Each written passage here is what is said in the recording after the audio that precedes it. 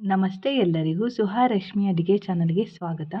ಇವತ್ತು ನಾವು ಹುಳಿ ಅವಲಕ್ಕಿ ಅಥವಾ ಗೊಜ್ಜು ಅವಲಕ್ಕಿ ಅನ್ನೋ ಒಂದು ರೆಸಿಪಿನ ಮಾಡ್ತಾಯಿದ್ದೀವಿ. ಇದನ್ನು ಶಿವರಾತ್ರಿ ದಿನ ಮಾಡ್ತಾರೆ ಜಾಸ್ತಿ. ಅದ್ರ ಜೊತೆಗೆ ಹೆಸರು ಪಾಯಸ ಕೂಡ ಮಾಡ್ತಾರೆ. ನೋಡೋಣ, ಇದನ್ನು ಹಾಗೆ ಬ್ರೇಕ್ಫಾಸ್ಟ್ಗೂ ಕೂಡ ನಾವು ಮಾಡ್ಬೋದು. ಇದನ್ನು ಹೇಗೆ ಮಾಡೋದು ಮತ್ತು ಇದನ್ನು ಮಾಡೋದಕ್ಕೆ ಏನು ಬೇಕು ಅನ್ನೋದನ್ನು ಇವಾಗ ತೋರಿಸ್ತೀವಿ ನೋಡಿ. ಮೊದಲಿಗೆ ಸಾಸಿವೆ, ಉದ್ದಿನಬೇಳೆ, ಬೆಲ್ಲ, ಅರಿಶಿನ, ಹಾಗೆ ಕರಿಬೇವು,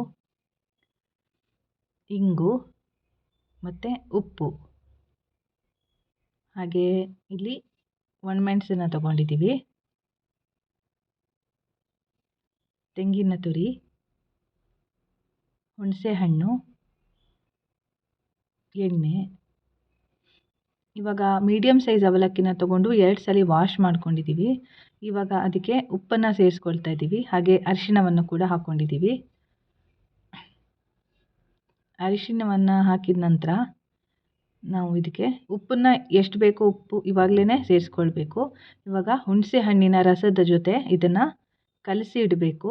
ಒಂದು 5 ನಿಮಿಷಗಳ ಕಾಲ ನಾವು ಈ ಅವಲಕ್ಕಿನ ಹೀಗೆ ಕಲಸಿ ಇಡಬೇಕು, ಮೂರನ್ನು ಸೇರಿಸಿ.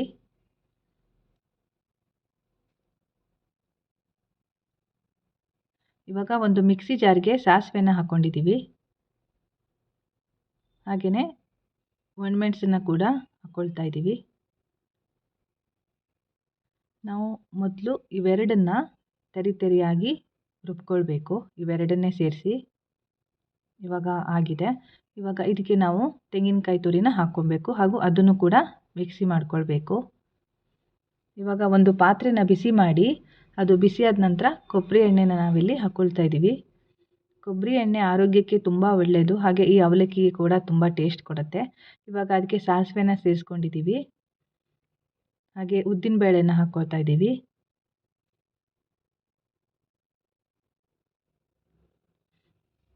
ಇದನ್ನು ಮೀಡಿಯಮ್ ಉರಿಯಲ್ಲಿ ನಾವು ಬಿಸಿ ಮಾಡ್ಕೊಳ್ಬೇಕು, ತುಂಬ ಕೆಂಪಾಗೋವರೆಗೂ ಕಾಯೋದೇನು ಬೇಡ.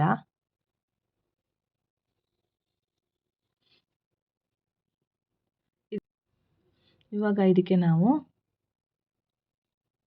ಕರಿಬೇವನ್ನು ಸೇರಿಸ್ಕೊಳ್ಬೇಕು. ಕರಿಬೇವನ್ನು ಹಾಕ್ಕೊಂಡಿದ್ದೀವಿ. ಇವಾಗ ನಾವು ಮಸಾಲೆ ಮಾಡಿಟ್ಟಿದ್ದನ್ನು ಇದಕ್ಕೆ ಸೇರಿಸಿ ಒಂದು 5 ನಿಮಿಷ ಇದನ್ನು ನಾವು ಫ್ರೈ ಮಾಡಬೇಕು.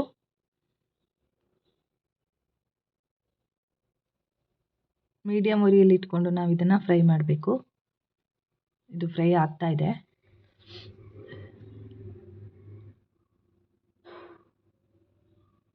ನಾವೀಗ ಕಲಸಿಟ್ಟಿರೋ ಅವಲಕ್ಕಿನ ಸೇರಿಸ್ಕೋಬೇಕು, ಹಾಗೆ ಇದನ್ನು ಒಂದು 7 ನಿಮಿಷಗಳ ಕಾಲ ನಾವು ಕೈ ಆಡಬೇಕು.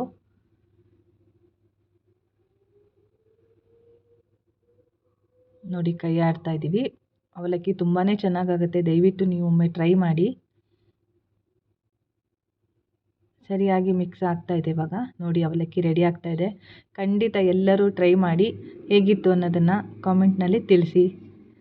Thank you.